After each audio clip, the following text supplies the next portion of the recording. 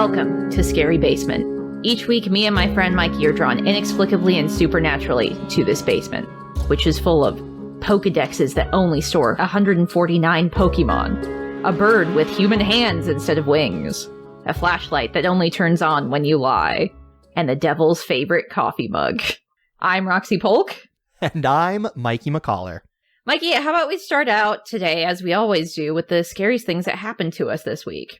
What went down in your life outside the scary basement that spooked you to your bones? Roxy, I was watching a movie on Tubi. Okay. You know Tubi? Yeah, in fact, that's how I watched this week's episode. Hey, maybe you saw this ad too then. Possibly. There is a commercial that interrupted the film we're watching or reviewing this episode for like life insurance.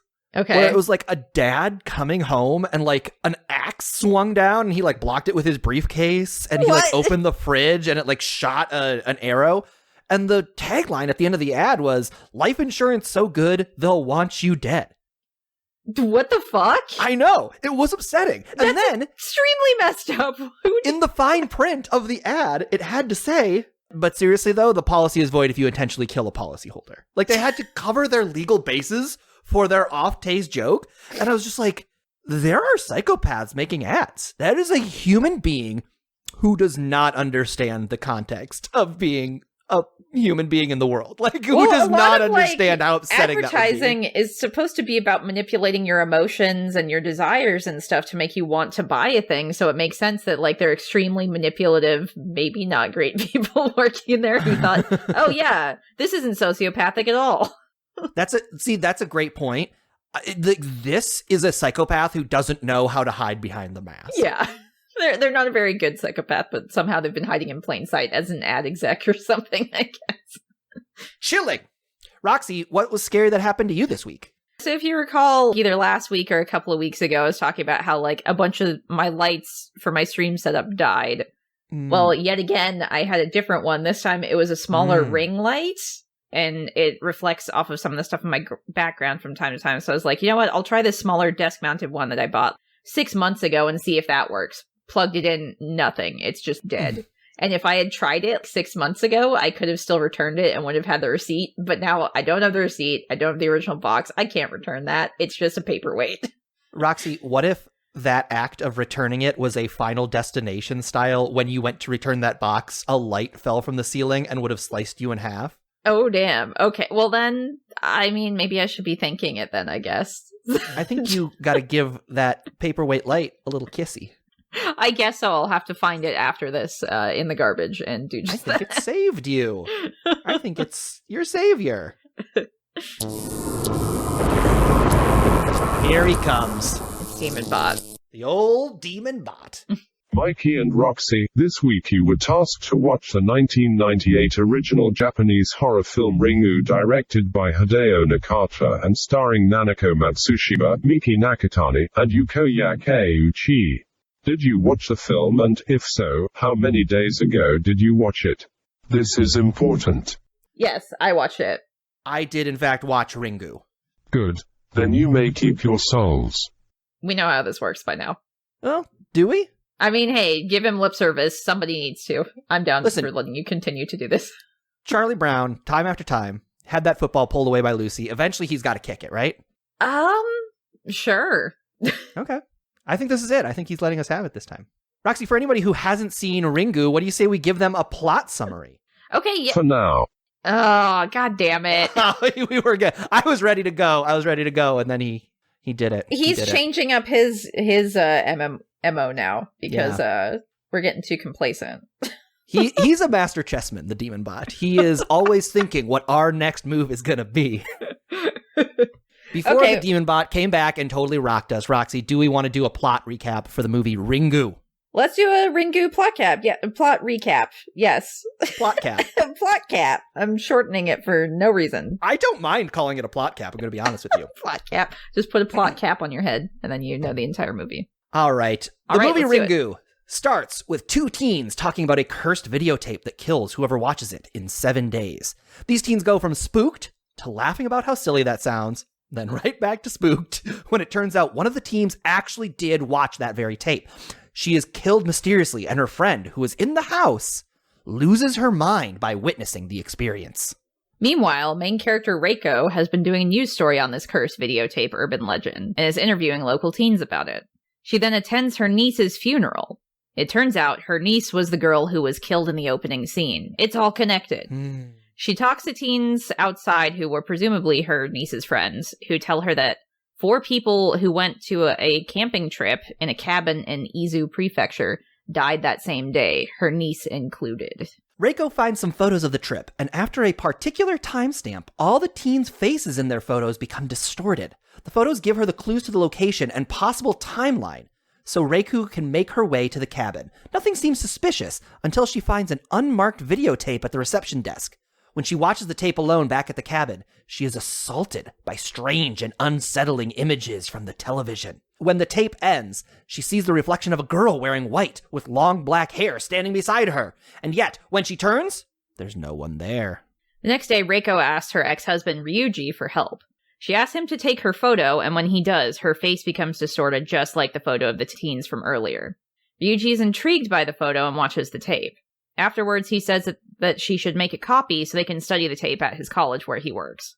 They do this and are able to hear a message that one of the figures in the tape says, "Frolic in brine, goblins be thine."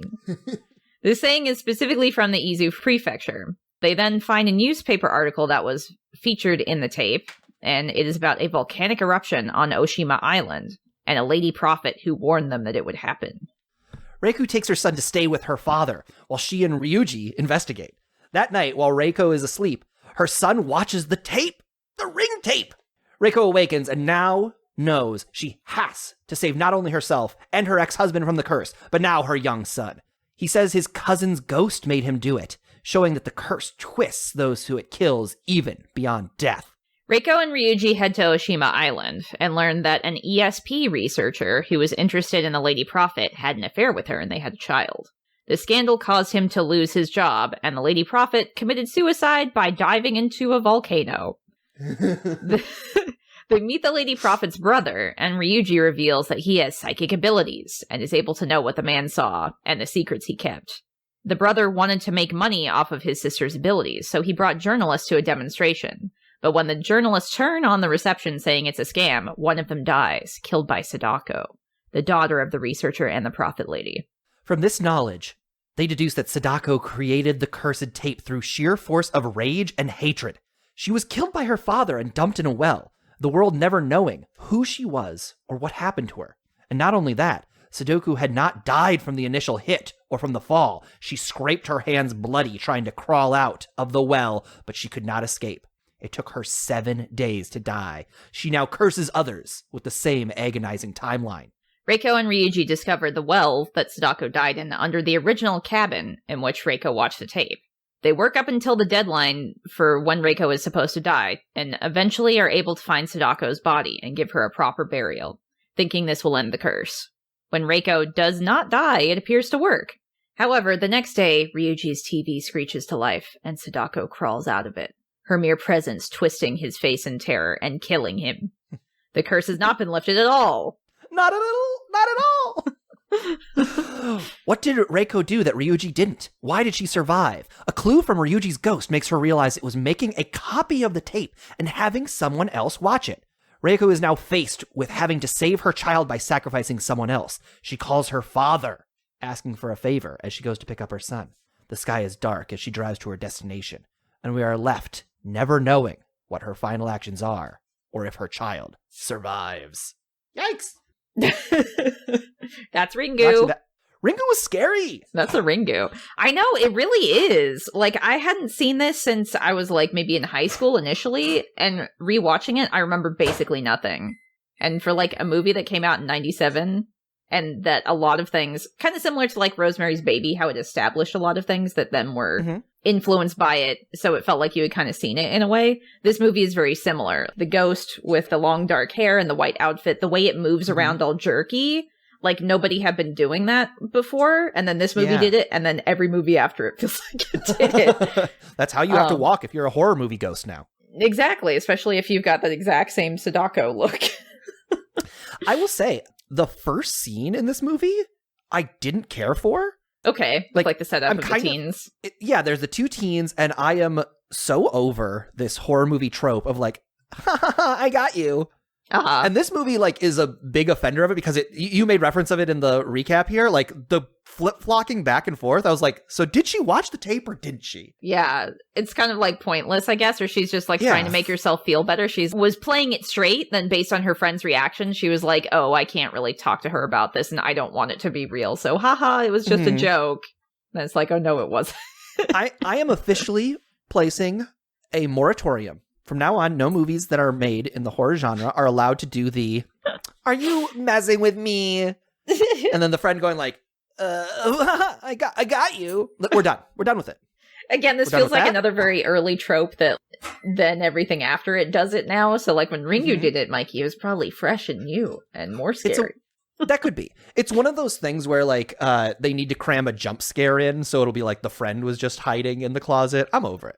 From now on, jump scares need to be earned. Which I think this movie, right after this first scene, does really well. It does do jump scares, but they all come from this like really natural place. Like there's a scene a couple beats later where Reiko's sister comes into the like her daughter's room when Reiko's like there investigating, and she's like, "This is where I found my daughter." And we see that scene, and it's really upsetting. It's not so much a jump scare; it just like cuts pretty suddenly to her opening the door.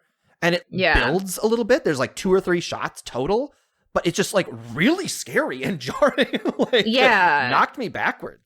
And I think a lot of that has to do with the audio in this movie and how it's handled. Like there is some very distinct music tracks and everything, and like some stuff to kind of aid in what's going on screen. But when you think of a jump scare in a Western movie, and even particularly like the Western adaptation of Ringu, which is just The Ring, the way they treat the jump scares is completely different. Like I was watching some side-by-sides because they did try a little harder than I think a lot of other adaptations that will end up coming after it, you know, to match things. And it's very much like they've got that, God, there's like a term in music for it where it's like a rising tension kind of sound. You've heard it like a million times where it just feels like it's going to keep escalating and escalating, but doesn't. And then they do a jump scare to kind of like do that. This movie doesn't. It utilizes silence to its advantage. So when something happens, it is very jarring like that because they're just having like a quiet conversation and then suddenly you see a close-up of that. Right. Like it does feel like it is like matter of fact. It's like these are the things that are happening next for us to tell this story. Yeah. And like particularly the scene where after she watches the videotape, when Reiko watches the tape for the first time and we see Sadako in the reflection of the TV, like there's no jump scare noise at that at all. She just stops watching it. It shows her looking at her own reflection, and then she's just standing back there. And that's like, oh. I had to rewind that a couple of times. I couldn't tell. I was like, she was reacting to something. That shot is very strange, and that it's just like kind of... Oh, you didn't see it initially? No. Oh, I had to rewind a couple times to double check that there was something in there. And I'm glad there was. Yeah, and I think similarly, too, that's how she sees her ex-husband's ghost when he's, like, pointing at the copy of the tape to tell her, like, it's because you copied the tape. Because that's what he was trying to, like, telephone her right before he died. To be like, I figured it out, oh no, and now I'm dying. I don't like this part, dying.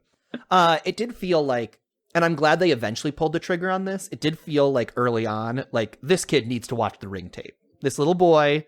Yoichi, who we love so much, like that is going to be our driving goal throughout the movie. It's like we have to solve the Ring curse before it gets my baby boy. And it's like kind of this interesting timeline. Like I was halfway through, I was just like, I kind of wish that the little kid had watched it first. And then she was like trying to save it because there was kind of this idea that like she would die, but she was like, I don't know, she was like weirdly okay with it. And then or we just maybe she didn't believe it or something. I don't know. Right. But then if it happens to her kid, then it's like, oh, yeah, of course I am on board with her. Like the fact that she ends up not getting killed by the curse, like I understand why they did it. But yeah, halfway through, I was like, that would have been a much stronger driving force if she's got to save her baby boy. I almost thought, like, I couldn't remember if the kid had watched it with the cousin earlier. So I was like, wait a minute, are they going to pull a twist where, like, he already watched it and he's got less time or something? Which they didn't end up doing, but it is still like the cousin's ghost because, so that's the thing that I also hadn't remembered is that Ryuji had psychic powers. And that's why essentially they broke up and why he is distant from his son and wants nothing to do with him. Because he's like, we never should have had a kid because he's going to have psychic powers too and it fucking sucks.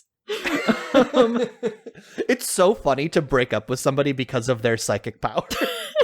Well, you can tell that it was more like he did it. I don't think the wife had a problem with it necessarily. Because like she the way it was cool. Or at least, like, she didn't mind. It didn't hamper her the way she felt about him, I would guess. You get kind of that vibe that he pushed her away instead of she left, I guess.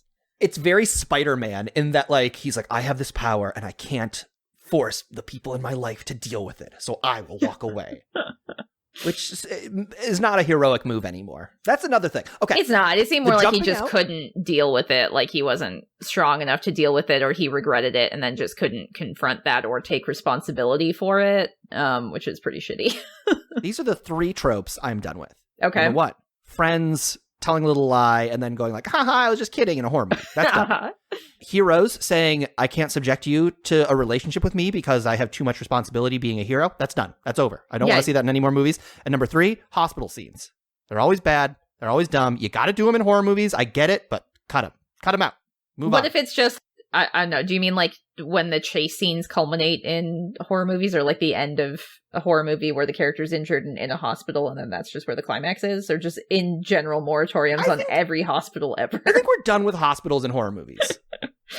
Sick of it. Scream 4 full of hospitals. Shut up. Get out of here.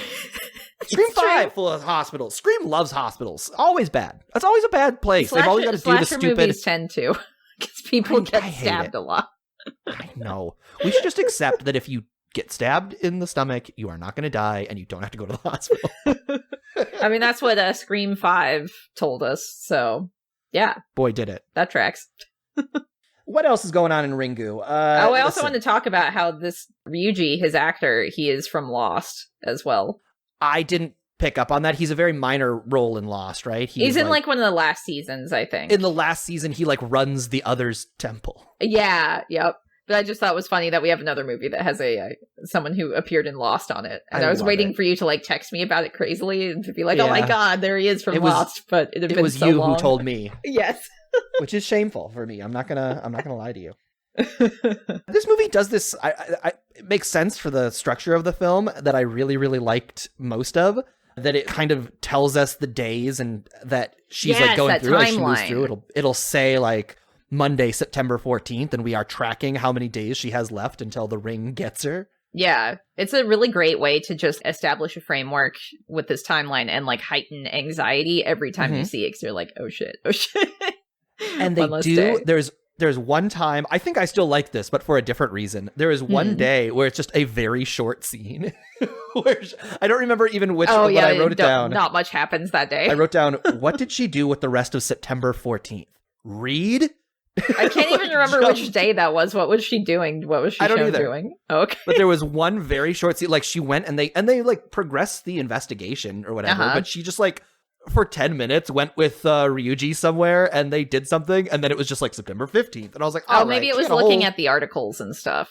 Like when she had a whole night. When they took the copy of the tape to the college and like were looking at it. Maybe that. And then just his student walks in and they're like, oh shit, turn it off so she doesn't see the Ringu tape. And it's like, you guys could have locked the door. Oh no, it was definitely after that. Okay. Because there's 2 scenes where they're like, oh yeah, shit, we can't be watching this like where other people could walk in. So then they go to a different room and that's where they find the article and everything. So what did you think? Damn, did I think that assistant was going to watch that tape and get her ass ring murdered? Yeah, I was kind of surprised she did not do that either, because she seemed like she was a little precocious and maybe like a little kind of, I guess precocious is the right word. A little rascal, that's the word. She's a rascal. She was messing with his ghost calculations that he had on a chalkboard. He was doing math to figure out when his psychic powers were going to be at their peak during the full moon. And she's like, I'll change this plus to a minus. And then he'll wander out into the river and his psychic powers won't turn on. So one of the things they do with his psychic powers is that he sees visions and eventually Reiko is able to see them too. Mm-hmm. At the beginning of the movie, you don't really know what his deal is. He will sometimes react differently when he walks into a room. And like he's feeling some sort of energy or something is wrong here, but he's like not going to tell her about it because it doesn't affect her, and he doesn't want to worry her, I guess. He's a noble hero. Spider-Man swings away from Mary Jane. But later on, when we need to see it for narrative purposes, and maybe it's because she's getting closer to death because of the timeline, is what I kind of guess, she's able to see some of the memories and like see what he sees. They're in this black and white kind of filter zone, and he can see past events like as they happened. So you get to see that scene where Sadako kills her first man, I guess, just by looking at him. Pretty tight to kill somebody with your mind. I mean, he was heckling her mom and making her scared on stage and saying she was a cheat and a liar, but her psychic powers were real, and Sadako was like, here, I'll kill you to show you they're real. Yeah. You know what they say, Sadako? Don't engage with the trolls. She just destroys them all, so she doesn't have to engage with them, I guess. So yeah, but this movie is a lesson against responding to trolls, because things do not. I don't know if you watch the end of this movie. Things don't end well for Sadako. I mean, she's kind of the only one who's okay, right? She's still carrying on the curse. Her videotape is gonna either get copied or she's gonna kill that little boy, which I guess is fun for her. I don't know. Roxy, this is a great question. Do you see it as a happy ending for Sadako that she gets to? First of all, now that we're talking about it, maybe it is a happy ending because for it's like Sadako, yeah. she got to make a movie. You know, that's my dream. That's so many that's true. Dreams. And it's literally infectious. If people want to live, they have to pass it on. So they are forced to make other people watch it. It's truly the first viral video. Yep. Oh my God, you've got to see this. It's also kind of like this trend of horror movies in the 90s where it involved technology. Like there's one called One Missed Call that's about like cursed cell phones. There's another one called Pulse, which is about like the internet that is cursed. And so they got this one, which is like cursed VHS tape, which is interesting. There have been plenty of Western movies that do that as well, but it's kind of a neat idea to see like anxieties of the time. When you think of VHS now, it sounds so like analog and like basic compared to like what we have. But I guess, you know, emerging technologies can be kind of frightening when people don't understand it, or it's a vehicle to be like, oh, we interact with this in a certain way, let's change it up and see what that does. And I will say this kind of gets into the big idea of the movie, but to me, what was scariest about this movie was something that was not really in existence at the time it was made. And it is the idea of horrifying videos on the internet. Like, okay, yeah. In thinking about I kind of thought about it as the spectrum of horrible videos, right? On one end, you have the truly disgusting. You have the 2 girls, 1 cup kind of videos where they're porny or they're scatological, but like everybody's kind of seen them and you kind of know about them. And then it's just like gross. It's not necessarily frightening and like, somebody's going to kill you. It's just you. But then I would argue on the other end is like the Steve Irwin getting killed by the manta ray video that I know is out there. They're like videos of like people actual like snuff dying. films, essentially. Yeah. And there are these videos that are horrifying to watch. And what I found so interesting about this movie is like I didn't necessarily know the rules of the ring. So I thought that when she descended into the well and gave that skeleton a kissy, I thought she was curing the curse. And so I was like, it makes sense. That's what you feel like. Like it wants you to think that. Yeah. I think it's like a really good misdirect, actually. Yeah. But I'm like wondering, is the idea being that like the way we process the trauma that is being put on display in these horrific sex and murder videos to go to the originator of the videos and solve their trauma? And, which is probably not the way to deal with those. But then I thought what was kind of interesting about, again, thinking about it through this lens of like how we pass on, like, do we forward the 2 girls, 1 cup link to our buddies? The answer is to just show your friends and move on. Like, forget about it. You're going to probably inflict this on them. And then there's kind of this sharing of the horror that we now have seen this thing together and we share this thing. And so the kind of, for lack of a better term, the moral of this movie is like bring more people in when you have accidentally gone too far in learning about the lives of other people. I don't know if I'd say that's the moral of it, but I'd say it's definitely something that's kind of saying like suffering by yourself is extremely difficult. And if you're looking to people for help, sometimes that is going to draw them into it too, and they'll be just as cursed as you, or maybe they can help you. You never know. In this case, she brought Ryuji in to help, he was there to like, kind of emotionally take this journey and try and support and help her figure it out. Mhm. And then unknowingly, she literally passed it on to him and saved herself. Mhm. The minute he saw that video, she was fine, but she didn't know that. So she's under this suspicion, or not suspicion, but like under this knowledge that she thinks that both of them are going to die. It's her fault because she showed it to him. And then when she's the only one that makes it out, like she doesn't even have time to be like, oh shit, that me not knowing how this worked killed him. She's just like, well, now my son's going to die too, so I got to do something. And like she calls her dad and asks her dad for a favor. What do we think about this move? Okay, so you're going to keep it in the family and be like, do you love your grandson enough to die for him and like let the curse end with you? Or you help us not have your grandson die, not have my son die, and then we'll find someone afterwards to pass it on after you watch it. So like, I don't know if they were planning to end it with the grandpa, or if he's just going to be the next step so they have another week to find someone else and keep perpetuating it. We don't know. Yeah, I guess that's it. Like, I was upset by the ending. Yeah, like, which parts of it? All of it? Or just just the choosing of the grandpa. I didn't want her to pick the grandpa. He was a very nice grandpa who loved his grandson a lot. Like, why would she pick him? I just feel like there's anybody else you could have shown it to. Well, I think that's it. She probably felt like she had to take responsibility and she couldn't just ask some random stranger to be like, are you prepared to die for my child? Or am I going to make you die for my child without you knowing it? So I think that was her maybe taking responsibility, but also it is dooming someone else to die. So that fucking sucks. And dooming, the sweet grandpa, her nice father who cared about her and her son. Well, I guess that's what I mean. Like, he's the last one to do. Anybody else, I would, like, any other choice, I get more than the nice grandpa who you seem to have a good relationship with, that it's probably just likable. Like, he's the only one you can ask to do that if you're going to try and end the curse. If you ask him, would you sacrifice for my son? I guess is probably Can I tell you who the answer is? This is the answer. What? The sister. The sister whose daughter just died. She's ready to die. She just lost her daughter. She's empty. She's not here for it anymore. She's not stoked to be alive. I wonder if because Sadako can like manipulate the ghosts.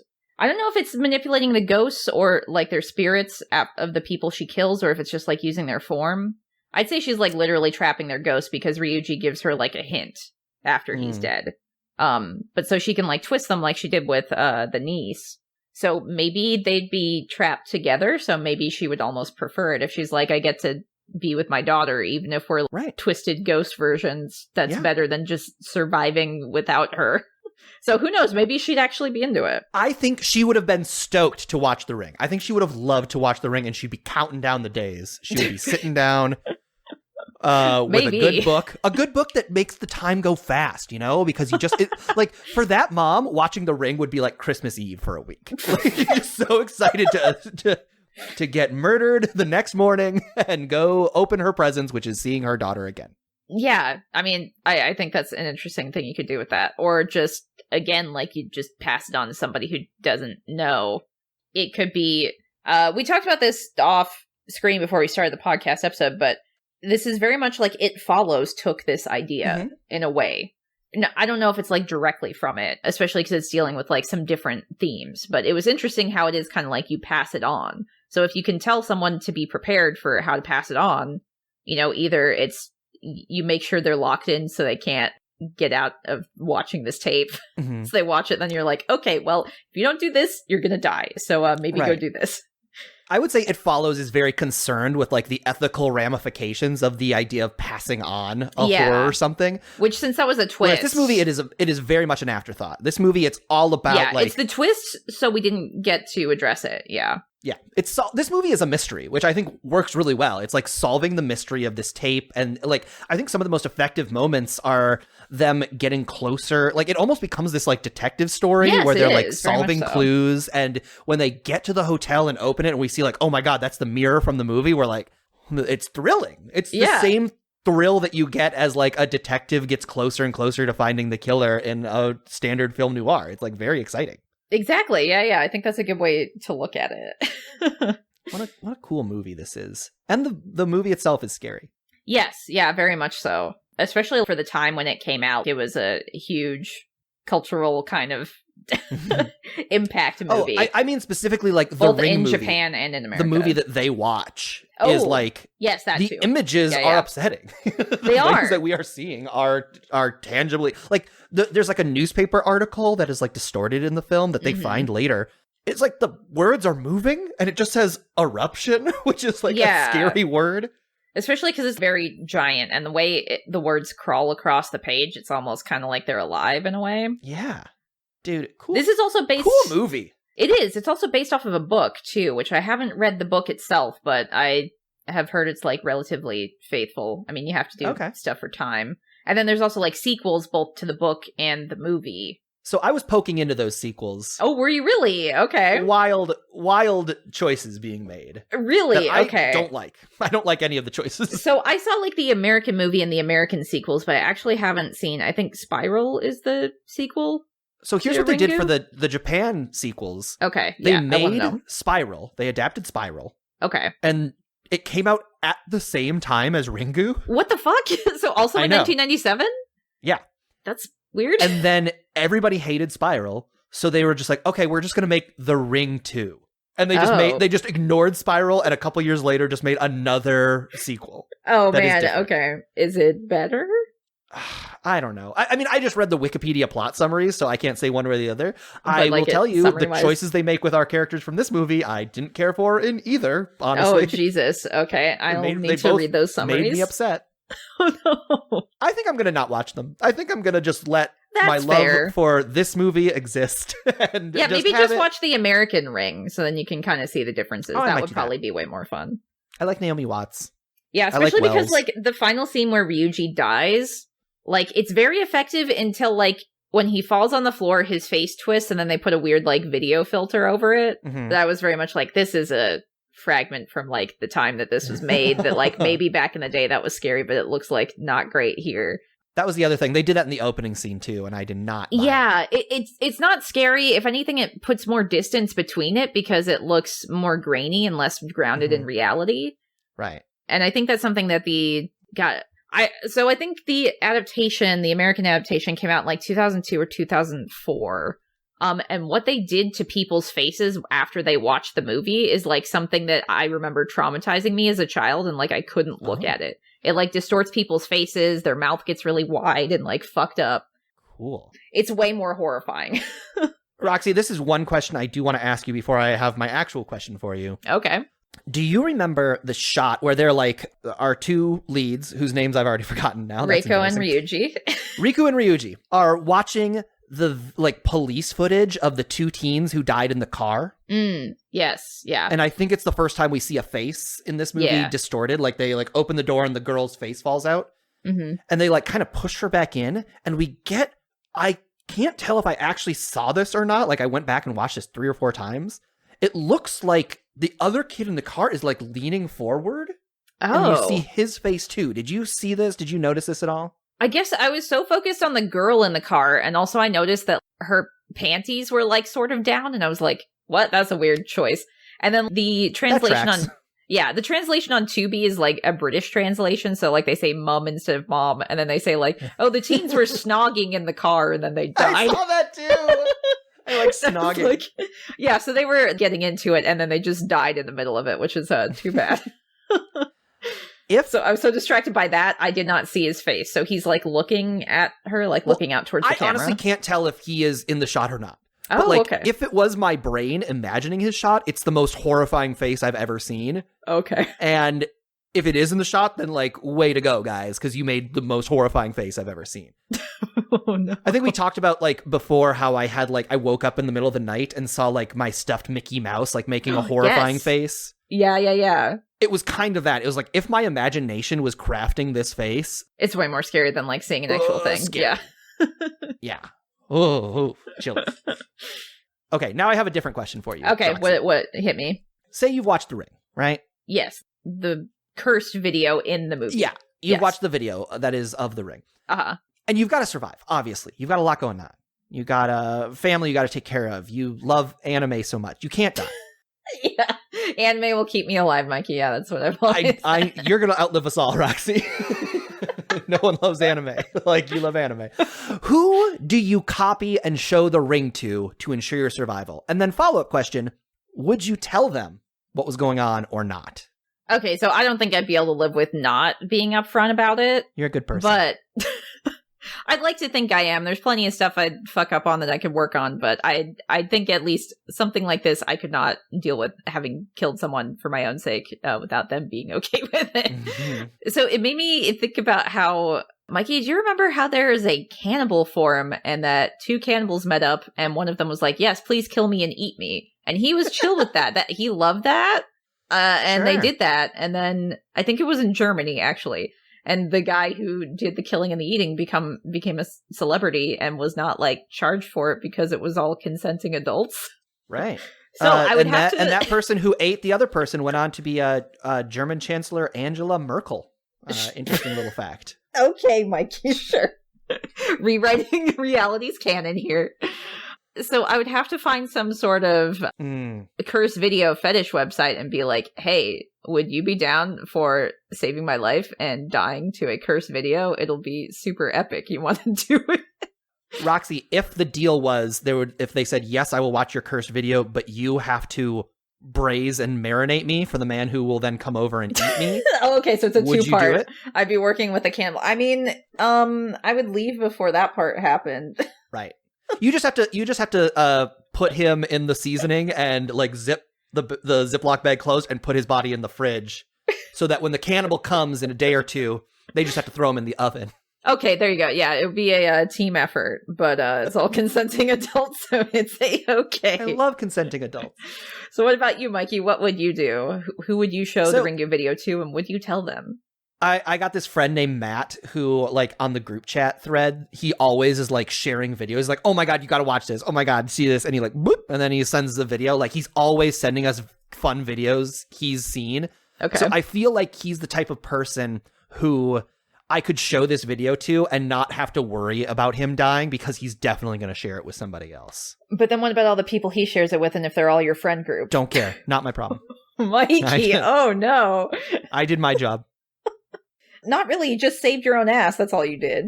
Yeah. So you're fine with infecting as many people. And I didn't kill anybody myself because the person I showed it to did not die. Yes, that absolves you from any sort of responsibility in the entire situation. Degree of separation is more than enough.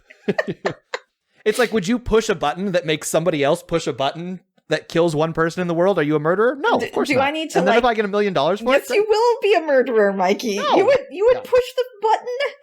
Roxy, okay, by your logic, all mothers should go to jail when their children do murders. No, they didn't force them to do it. Mikey, you're twisting this. I didn't force Matt to do anything.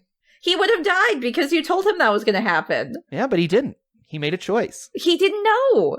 You're making him kill people without him knowing he's killing people, Mikey.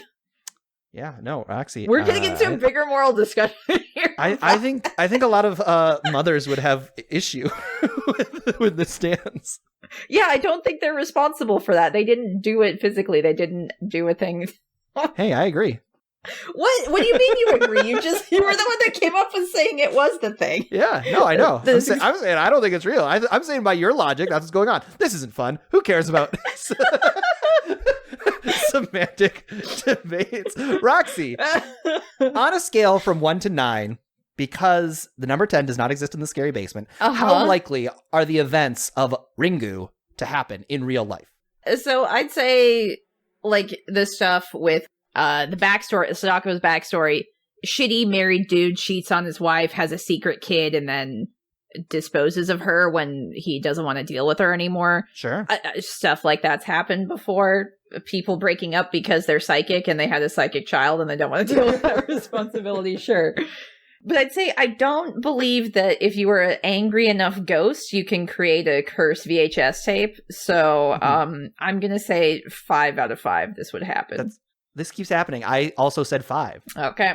Because my 5 logic out of was 9, excuse me. 5 out of 9. Yeah. Just barely likely. Yeah. Just in the sense that, like, I would argue that this movie does a really good job of one unusual thing happening. And that is that in this universe, people can have ESP. Yes. And everything that goes on from that, it's like, I kind of buy. It's like, I buy that if you are in control of like the psychic mind space that you can live on after death. Like that tracks to me, that you can imprint yourself, that you can create a tape like that. I don't know why, but because as I'm saying it all sounds insane. It sounds like 4 insane things happening. Well, it's like essentially a magic thing that you don't understand. You can kind of make it up to be whatever the rules are. So sure. Exactly. Yeah. If this one magic thing happened, which, I don't know, could happen. Yeah, I guess for me it was like it's a physical object. If it was some sort of ghost spirit tape that would disappear after you used it or something, I'd say sure. But it's like a physical item that she has created that you will then have to keep replicating. No, you're right. Why would, even if you can control psychic mind, you can't make a VHS tape. She was so angry. That plays on human technology. She was so angry she made a VHS tape that plays on human technology. I'm rounding this down. I'm going back to 4. All right? That's probably right. Yeah, less than half. Less than half. I think I want to do that too. I'm walking back my choice as well right here. Let the record reflect. There you go. So, Mikey, last week we had a bet for the Ringu. And the bet was, how many times is a VHS tape watched in this very movie?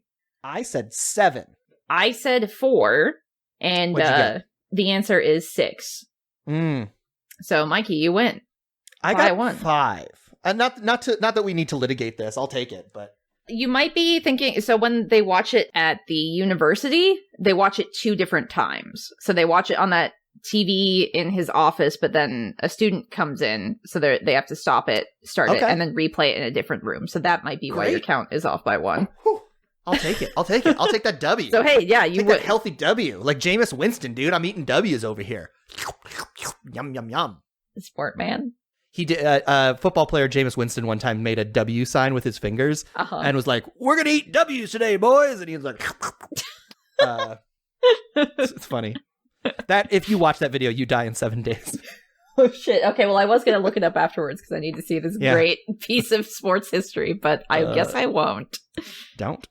So, Mikey, we've been doing a lot of watching scary movies about watching scary movies. So I thought, why don't I show you a scary cursed internet video? Love it. I would love to watch a scary cursed internet video. So the video is called I Feel Fantastic. Okay. Do you feel fantastic, Mikey? I do, yeah. This came out in 2004, so imagine the internet in 2004 and coming across this late one night when you're a kid and you have no idea what this is about. Just like no context. Okay, do we want to press play at the same time? Yeah. Okay. We got a little mannequin doll singing. She looks very realistic.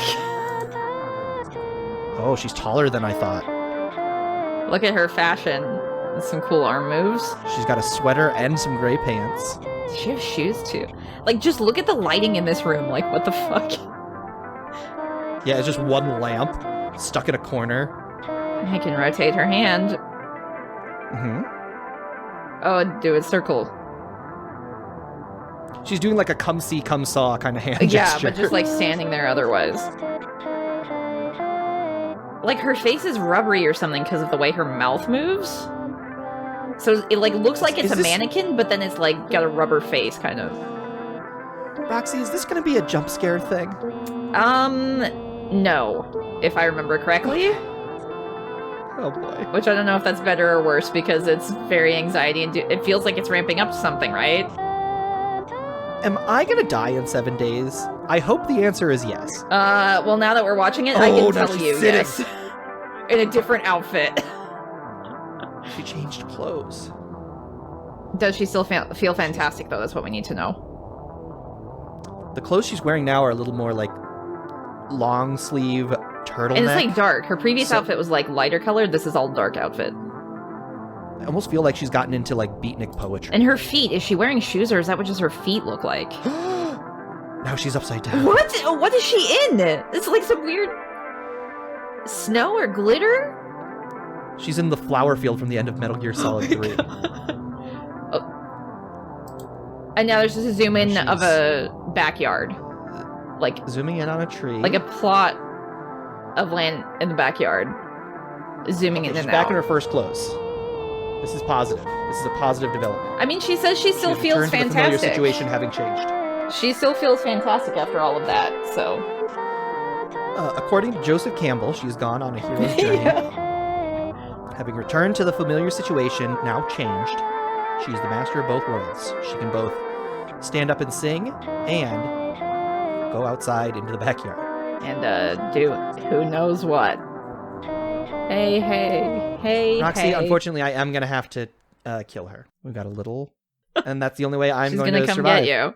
So the urban legend to this video, Mikey, is that this was made by a serial killer, and she is wearing the clothes of his victims, and that zoom into the backyard is where the victims are buried.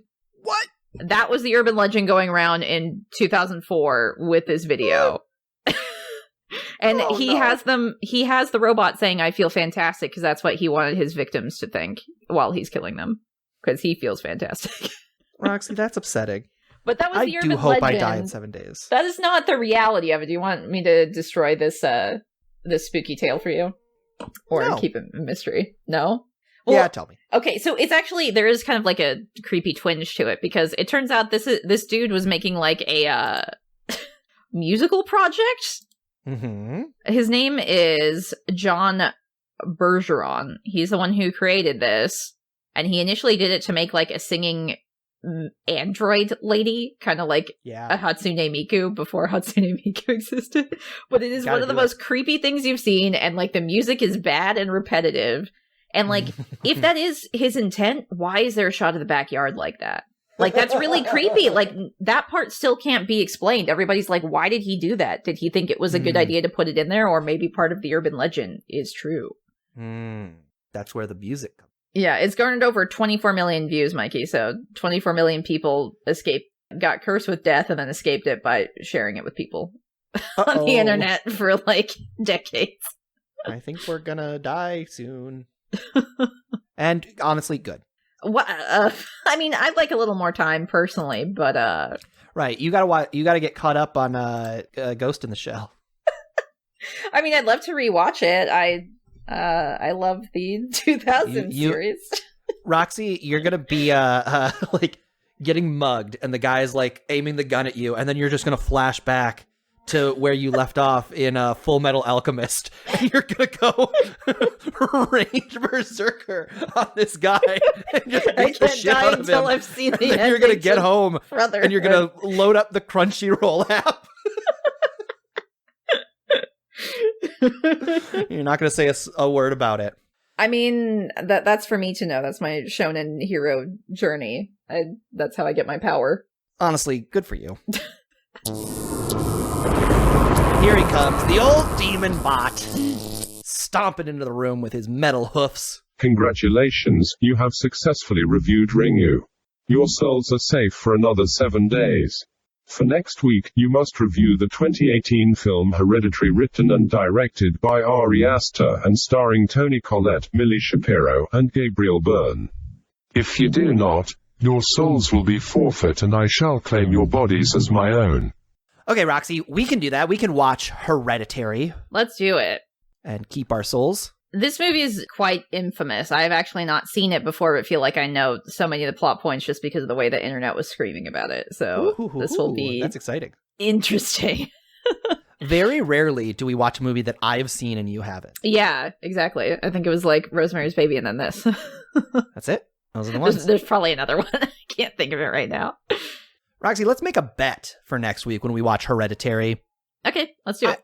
I don't remember how many people die in this movie, but because it's like not a slasher movie and it's not like a big kill count and it's not like driven by killing people. Like a family drama in a way. I think that a kill count is a good question to ask. It'll be an intriguing question to find the answer to. How many total deaths do you think there are going to be in Hereditary? Okay, let's do it. I'm going to say 4. Okay, I'm going to one-up you and say 5. It's messed up what you're doing here, Rox. Hey, it's Price is Right rules. You made the mistake of making your guess first. Fucking crazy what you've done. The pact is sealed. I mean, the bet is confirmed. Whoever is closest to the number of deaths in the film Hereditary shall be declared the winner. The loser must plan a heist to steal the Academy Award that should have gone to Toni Collette. Okay, well, Mikey, we've talked about a lot of cursed things today. So why don't we talk about something the opposite of that? I don't know why it was so funny to me that you were just like, we've covered a lot of ground. I mean, yeah, a lot of we've covered curses. Subjects. We've covered topics. We've covered themes. But on that note, because we've covered so many scary themes and topics, how about we talk about something the opposite of that, which is something making us happy this week. What is making you happy this week, Mikey? Roxy, I'm playing this Pokemon Legends Arceus. Ooh. I've never played a Pokemon game before. I'm having so much fun. That's wild to me that around. you've somehow gotten to this age and never played a Pokemon game. And you like Nintendo games, too. It's not like you just didn't play Nintendo games. So, I've said this a bunch on Video Games, a Comedy Show, the other podcast I do. But I missed Pokemon. I was at one school in 9th grade, and my friends were just getting into Pokemon. Oh. And then I switched schools to a different school in 10th grade, and my friends were already over Pokemon. So I just fell through the Pokemon cracks. And were they like, that's a baby game, play Call of Duty? Yeah, that was the vibe. We had moved on to Yu-Gi-Oh, which I did play. Oh, what? I was not expecting you to say Yu-Gi-Oh. What? Yeah. We haven't talked about this before, have we? I don't think so. Mikey. Listen, to be clear, Mikey I never watched the show. secretly likes anime. Shut up. No, he likes anime. Mikey's secret anime fan. I will not have this said about me. He did watch Yu-Gi-Oh. I struggle with anime, but I did enjoy the Yu-Gi-Oh card game. Well, that's How great. How about you, Roxy? What's making you happy? So I was actually looking back at my old stream clips from Twitch. So basically when funny or weird things would happen and like either I or other people like viewers would clip things that they thought was funny. So it was very fun going back to see like, did this work? Did this not? Oh, that's a fucking weird thing that I completely forgot that happened. And there was actually one of us that somebody clipped that I love, which is when we tried that Resident Evil energy drink. And it was like both of our reactions to it. And it is like so bad. Like I couldn't decide if it was carbonated and you were like, it's like lightning in my mouth. That rules. Was just one of the many ones. I haven't drank them yet, but a friend of mine also bought me a couple more of those Resident Evil energy drinks. Okay, so are those sealed? Mikey has a shelf behind him with these very energy drinks we're talking about, but they are sealed in mint condition, okay? We got extra Resident Evil business happening behind us. I mean, it's how to make sure you don't get the T-virus, so far it's worked. No T-virus for us, so don't know. Roxy one time got the T-virus, but then she flashed back to where she was in Yu Yu Hakusho. and she flexed so hard she squeezed the T-virus out of her cells and continued to watch on Crunchyroll. Now streaming. We're Roxy, apparently sponsored by Crunchyroll today. Each week, yes. Roxy, each week the Demon Bot hires a new monster to guard the basement door, and each week we still escape. Let's take a look at who's guarding the basement today. Okay. Oh God, Roxy! It's a ghost. Okay, what kind of ghost are we talking? Is it a like regular vengeful? One? Okay, so it doesn't look like a vengeful ghost or something. It's like a sheet with eye holes cut in it, but it's floating. Are you sure that's a ghost, or is it like one of the other monsters around here, like cosplaying as a ghost? Oh, good call. Let me go pull the sheet off of it. Oh, I don't know if you should be doing that. I didn't say do that. Oh, okay. It's not a ghost, Roxy. It's just a mummy. Oh, okay. Well, hey, he learned how to levitate. Wait, Mikey, he's reaching out for you. I know mummies are slow, but get away from there. Roxy, it's a mummy ghost. Oh, no. Let's just run. We gotta run. Quick, yeah, okay.